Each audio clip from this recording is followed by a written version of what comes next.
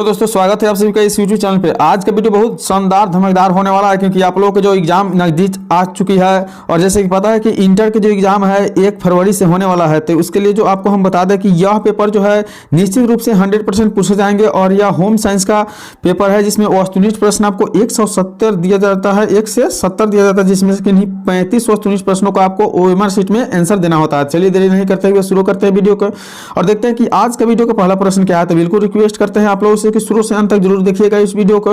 यदि इस YouTube channel पर नया तो सब्सक्राइब तो जरूर कीजिएगा क्योंकि इस प्रकार के वीडियो आपको हमेशा देखने के लिए मिलते रहेगा। तो देखिए पहला प्रश्न दिया हुआ है कि किस मिलावटी सामान का नाम नग्न आंखों से पता लगाया जा सकता है। किस मिलावटी सामान का जो है नग्न आंखों से है, खुला, नग्न का मतलब हुआ खुला आंखों से पता लगाया जा सकता है। इसकी सही जो उत्तर हो जाता है पपीते के बीज। किसे? तो पपीते के बीज को। चलिए अगले प्रश्न देखते हैं। दिया हुआ है दूसरा प्रश्न की महिलाओं में गर्भावस्था के दौरान रक्त में किस तत्व की कमी हो जाती है। जब महिलाओं के पेट में जब गर्भ होता है उस दौरान में कौन से तत्व की कमी हो जाते हैं। तो इसकी जो सही उत्तर है आपका कैल्शियम की बिल्कुल कमी हो जाती है। याद करके रखना आपको, एक एक प्रश्न महत्वपूर्ण है आपके बोर्ड परीक्षा के लिए और यह जो मॉडल सेट है बिल्कुल निश्चित रूप से इसमें से पूछे जाने वाले हैं प्रश्न, तो निश्चित रूप से आप इस वीडियो को शुरू से अंत तक देखिएगा, ये रिक्वेस्ट है आपसे। तीसरा प्रश्न दिया हुआ है कि अंतःस्रावी ग्रंथियां होती है। अंतःस्रावी ग्रंथियां क्या होती है। तो इसकी सही उत्तर जो हो जाएगा वह नलिका वाहिनी ग्रंथियां जो होती है अंतःस्रावी ग्रंथियां होती है। अगली प्रश्न देख लेते हैं। दिया हुआ है कि पानी का कौन सा स्रोत दूषित नहीं हो सकता है। पानी का वह कौन सा स्रोत है जो दूषित नहीं हो सकता है। तो वह भूमिगत जो जल होता है वह बिल्कुल दूषित नहीं रहता है, जो धरती के नीचे से निकाला जाता है, जो कॉल या द्वारा पंप द्वारा निकाला जाता है। ठीक है, एक एक प्रश्न महत्वपूर्ण है। बिल्कुल आप लोग 5 से 6 मिनट वीडियो देखिए, एजुकेशन लेवल के वीडियो जो आपके बोर्ड एग्जाम में पूछा जाए, अदरवाइज वीडियो कोई देखने की जरूरत आपको नहीं है। तो 5वां नंबर जो दिया हुआ है प्रश्न है कि त्याज फेंकने योग्य क्या है। त्याज ये जो है फेंकने योग्य कहा जाता है, कचरे में होता है।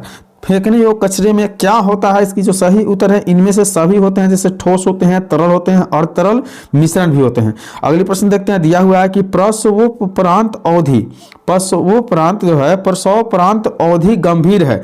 तो प्रसवोपरांत अवधि जो होते हैं गंभीर होते हैं। उसकी सही उत्तर जो आपको बता दें तो दोनों के लिए होते हैं, जैसे माता के लिए भी होते हैं और बच्चे के लिए भी होते हैं। चलिए 7वें नंबर प्रश्न देखते हैं। दिया हुआ है कि किस महीने में बच्चा बिना सहारे खड़ा हो सकता है। कौन से महीने में जो है बच्चे बिना सहारे खड़ा हो सकते हैं। तो बिल्कुल याद करके रखना है 9 से 12 महीने में बच्चे बिना सहारे खड़ा हो सकते हैं। चलिए अगले प्रश्न की ओर बढ़ते हैं। दिया हुआ है 8 नंबर प्रश्न की मानव शरीर का सबसे बड़ी ग्रंथि निम्न में से कौन सा है। मानव शरीर का जो सबसे बड़ा ग्रंथि होता है वह बिल्कुल याद करके रखना है, तो यकृत होता है अर्थात लीवर होता है। अगले प्रश्न देखते हैं। दिया हुआ है कि इनमें से कौन पुरुष प्रजनन तंत्र का भाग नहीं है। इनमें से कौन जो है पुरुष प्रजनन तंत्र का भाग बिल्कुल नहीं है। याद करके रखिएगा कि अंडाशय जो है पुरुष प्रजनन तंत्र का भाग नहीं है। ठीक है, अगले प्रश्न देखते हैं। 10 नंबर प्रश्न दिया हुआ है कि निम्न में से कौन सी बीमारी दूषित भोज्य पदार्थों को खाने से होता है। कौन सी बीमारी जो है दूषित भोज्य पदार्थों को खाने से होता है। तो इनमें से सभी, जैसे अतिसार, पेचिश और हैजा, यह सभी बीमारी जो है दूषित भोज्य पदार्थों को खाने से होता है। अगले प्रश्न देख लेते हैं। दिया हुआ है घरेलू वायु प्रदूषण का क्या कारण होता है। घरेलू वायु प्रदूषण का कारण क्या होता है। तो इनमें से सभी होता है। याद करके रखना है कि खाना पकाने के लिए प्रयुक्त ईंधन, मच्छर मारक और तंबाकू धूम्रपान। चलिए अगले प्रश्न की ओर बढ़ते हैं। 12 नंबर प्रश्न दिया हुआ है कि क्षय रोग फैलाने का माध्यम है। क्षय रोग फैलाने का माध्यम क्या होता है। तो आपको बिल्कुल सही उत्तर हो जाएगा दूषित वायु द्वारा क्या होता है, क्षय रोग फैलता है। अगले प्रश्न देखते हैं। दिया हुआ है कि खसरे का टीका कब लगाया जाता है। खसरे का जो टीका है वह कब लगाया जाता है। याद करके रखना है कि ऑप्शन 20 की सही उत्तर है 9 महीने पर। कितना दिनों पर? 9 महीने पर खसरे के टीका लगाया जाता है।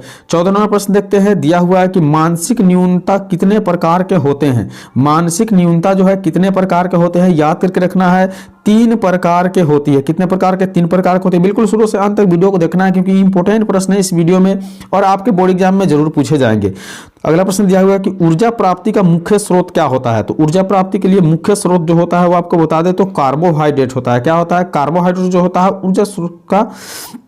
अगली प्रश्न देख लेते हैं। दिया हुआ है कि संतुलित आहार न ग्रहण करने से क्या प्रभाव पड़ता है। संतुलित आहार जब ग्रहण नहीं किया जाता है तो इससे प्रभाव क्या पड़ता है। याद करके रखिएगा इनमें से सभी प्रभाव, जैसे भार में कमी हो जाना, शारीरिक प्रभाव की क्षीणता हो जाना, शरीर में कमजोरी महसूस होना। चलिए अगली प्रश्न देखते हैं। 17 नंबर प्रश्न दिया हुआ है कि टाइफाइड एवं हैजा बीमारियों का किसके संदूषण से होती है। टाइफाइड एवं हैजा बीमारियां किसके संदूषण से होती है।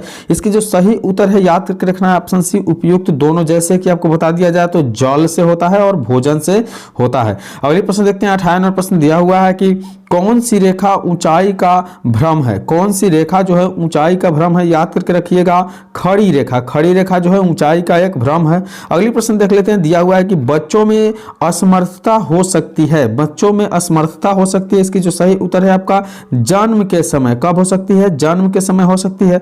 चलिए नेक्स्ट प्रश्न की ओर बढ़ते हैं। आप लोग 20वां नंबर प्रश्न देख पा रहे हैं, स्पष्ट रूप से दिया हुआ है कि एकीकृत क्या है कि एकीकृत बाल विकास योजना का लक्ष्य समूह क्या है? एकीकृत बाल विकास योजना का लक्ष्य समूह क्या है? तो इसकी जो सही उत्तर हो जाएगा, याद करना है एक एक प्रश्नों को, तो उपयुक्त सभी जैसे 0 से 6 वर्ष की आयु के बच्चे, 15 से 40 वर्ष की आयु की महिलाएं और गर्भवती और स्तनपान करने वाली सभी माताएं। ठीक है, इसकी बिल्कुल करेक्ट आंसर जो है आपका ऑप्शन डी हो जाएगा, उपयुक्त सभी। चलिए अगले प्रश्न को देख लेते हैं। 21 नंबर प्रश्न आप लोग देख पा रहे हैं। दिया हुआ है कि वह बालक जिसकी शारीरिक, मानसिक, भावनात्मक जो है तथा सामाजिक क्षमताएं सामान्य से हटकर क्या है? सामान्य से हटकर होती है, वह आपको बता दें तो असमर्थ बालक होता है। कैसा बालक होता है? तो असमर्थ बालक होता है। चलिए 22 नंबर प्रश्न देख लेते हैं। दिया हुआ है कि वृद्धि एवं विकास के क्या है? वृद्धि एवं विकास को प्रभावित करने वाला कारक है। तो वृद्धि एवं विकास के प्रभावित करने वाला कारक क्या है? इसकी बिल्कुल जो सही उत्तर है इनमें से सभी है, जैसे कि आपका पोषण हो गया, वातावरण हो गया, अंतःस्रावी ग्रंथियां हो गया।